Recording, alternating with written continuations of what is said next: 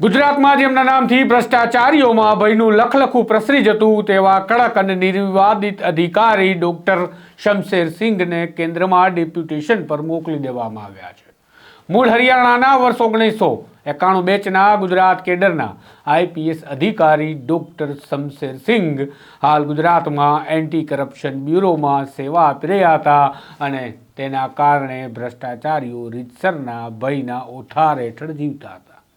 એસીબીમાં તેમને કરેલી કામગીરીમાં મહત્વની કામગીરી એ રહી છે કે જેમાં ફરિયાદીના ઘર સુધી એસીબીને પહોંચાડવાનું કામ તેમણે કર્યું છે.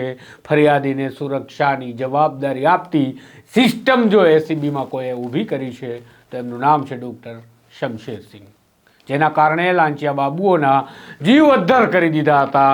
એસીબીમાં ફરિયાદ થઈ તો હવે ગયા એવી એક કહેવત બની ગઈ હતી ડૉક્ટર શમશેરસિંઘના કારણે. હવે તેમની નિયુક્તિ બીએસએફના એડિશનલ જનરલ તરીકે કરવામાં આવી છે, એટલે કે ડેપ્યુટેશન તરીકે તેમને કેન્દ્રમાં મોકલી બીએસએફમાં એડીજીપી તરીકે નિયુક્ત કરવામાં આવી છે, જેના કારણે આ લાંચિયાઓમાં પણ કદાચ રાહતનો શ્વાસ જોવા મળશે તેવી ચર્ચાઓ ચાલી રહી છે. વિગતે વાત કરીએ શારીરિક રીતે સ્વાસ્થ્ય, મહિલા સુરક્ષા અને લાંચિયાઓને નાથવામાં મજબૂત ફાળો આપનારા ડૉક્ટર શમશેરસિંઘ વિશે આ અહેવાલમાં વિગતવાર. વૈષ્ણવજન તો તેને કહીએ જે પીડ પરાઈ જાનાને રે. નમસ્કાર, હું છું આપની સાથે તુષાર બસિયા. નવજીવન ન્યૂઝમાં આપનું સ્વાગત છે. આઈપીએસ ડૉક્ટર શમશેરસિંઘ ગુજરાત પોલીસના એક એવા આઈપીએસ અધિકારી કે જેમણે જ્યાં જ્યાં નોકરી કરી ત્યાં ત્યાં પોતાની અલગ જ છાપ પાડી દીધી, જેના કારણે તેઓ પોલીસ બેડામાં વિખ્યાત બન્યા અને ગુજરાતના લોકોની અંદર પણ તેમણે એક અલગ છાપ પાડી કે એક અધિકારી છે જે નિષ્ઠાવાન છે અને તેની કામગીરીથી સરકારી બાબુઓ રીતસરના ફફડે પણ છે. એ પછી કમિશનર તરીકે હોય કે પછી એન્ટી કરપ્શન બ્યુરોના વડા તરીકે બધે જ તેમણે અભૂતપૂર્વ કામગીરી કરી, જેના કારણે અસામાજિક તત્વો હોય કે પછી સિસ્ટમની અંદર બેઠેલા અસામાજિક ભ્રષ્ટાચારીઓ બધા જ તેમના નામથી રીતસરના ડરતા હતા અને હવે તેઓને કેન્દ્રમાં ડેપ્યુટેશન પર મોકલી બીએસએફના એડીજી એટલે કે એડિશનલ જનરલ તરીકે નિયુક્ત કરવામાં આવ્યા છે, જ્યાં તેઓ માર્ચ 2026 સુધી સેવા આપશે. જો વાત કરીએ તો ડૉક્ટર શમશેરસિંઘના જીવન અને કાર્યકાળની તો મૂળ હરિયાણાના વતની ડૉક્ટર શમશેરસિંઘ આઈઆઈટીમાંથી પીએચડીનો અભ્યાસક્રમ પૂર્ણ કરે છે અને બાદમાં સિવિલ સર્વિસીસની એક્ઝામ પાસ કરે છે, એટલે કે યુપીએસસી પાસ થાય છે અને ગુજરાત કેડરના આઈપીએસ અધિકારી બની ડૉક્ટર શમશેરસિંઘ ગુજરાતમાં આવે છે. ગુજરાતમાં તેઓ સીઆઈડી ક્રાઇમના એડીજીપી, વડોદરા શહેર પોલીસ કમિશનર અને એન્ટી કરપ્શન બ્યુરો કહેતા એસીબીના ડાયરેક્ટર જેવા મહત્ત્વના પદો પર સેવા આપી રહ્યા છે.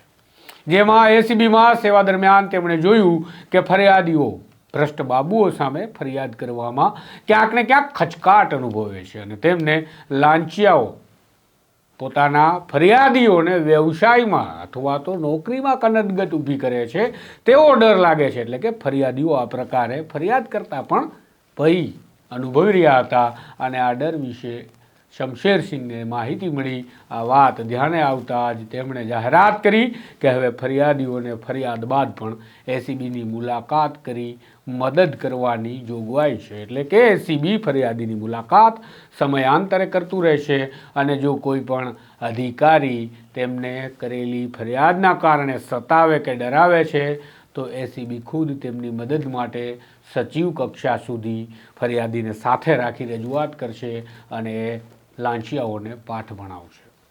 સાથે જ જો વાત કરીએ તો ભ્રષ્ટાચારના નાબૂદી અભિયાનમાં સોશિયલ મીડિયાથી માંડી મીડિયા સુધી દરેક પ્લેટફોર્મ પર ભ્રષ્ટાચારની લડાઈ તેમણે તેજ કરી અને આગામી સમયમાં થયેલી ફરિયાદોમાં શું થાય છે તેની જાણકારી મેળવતા રહેવા માટે તેમણે એક મોનિટરિંગ કરવાની વ્યવસ્થા પણ કરી. ટૂંકમાં એસીબીને એટલું જીવંત બનાવ્યું કે લોકોને પણ લાગ્યું કે નહીં, કોઈ છે જે કામ કરે છે અમારા માટે. અને આમ દે ધનાધન ગુજરાતના લાંચિયાઓ પર કાર્યવાહીની શરૂઆત કરી. કેટલાય ભ્રષ્ટાચારીઓને સિસ્ટમમાંથી પકડ્યા, જેલ ભેગા કર્યા અને આ કામ ભગીરથ હતું અને આ ભગીરથ કાર્ય ડૉક્ટર શમશેરસિંઘના પ્રોએક્ટિવ એક્શનના કારણે શક્ય બન્યું. કોઈની પણ શરમ નથી ભરતા એવા આ અધિકારી ડૉક્ટર શમશેરસિંઘના ડરના કારણે સરકારી બાબુઓમાં કહેવાતું હતું કે જો એસીબીના હાથે ચડ્યા તો બચવાના કોઈ ચાન્સ નથી.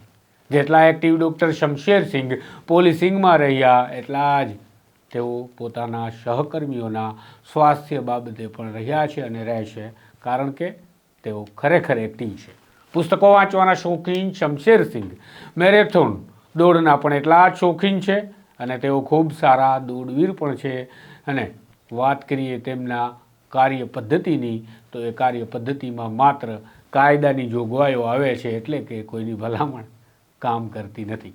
ખેર, હવે આટલા બધા સારા અધિકારી ગુજરાતથી બદલી BSFમાં મૂકવામાં આવ્યા છે અને ત્યાં તેઓની સેવાનો કાર્યકાળ વર્ષ 2026ના માર્ચ મહિના સુધીનો રહેશે તેવા હાલ સમાચાર મળી રહ્યા છે. માટે 1 વર્ષ માટે ગુજરાતમાં એક સારા અધિકારીની ઉણપ વર્તાવવાની છે તેવું લોકોને લાગે છે, પણ આશા રાખીએ તેમની ખોટ પૂરવા માટે અન્ય કોઈ અધિકારી પણ ગુજરાત રાજ્યમાં હશે જે તેમની જગ્યા સંભાળી લેશે. માટે 1 વર્ષ માટે આ BSFમાં ડેપ્યુટેશન પર જઈ રહેલા શમશેરસિંઘની ખોટ ગુજરાતને સાલે તેવી સ્થિતિ પેદા ન થાય અને લોકોમાં ચાલતી એ ચર્ચાઓ પણ અટકી જાય કે ભ્રષ્ટાચારીઓ માંડ ભયમાં મુકાયા હતા અને હવે શમશેરસિંઘને BSFમાં મોકલી દેવામાં આવ્યા. એના કારણે આ ભ્રષ્ટાચારીઓ ગેલમાં આવી જશે. હાલ સમાચારમાં બસ આટલું. વધુ વિગતો સાથે નવા વિડીયો સાથે જલ્દી મળીશું નવજીવન પર. નમસ્કાર.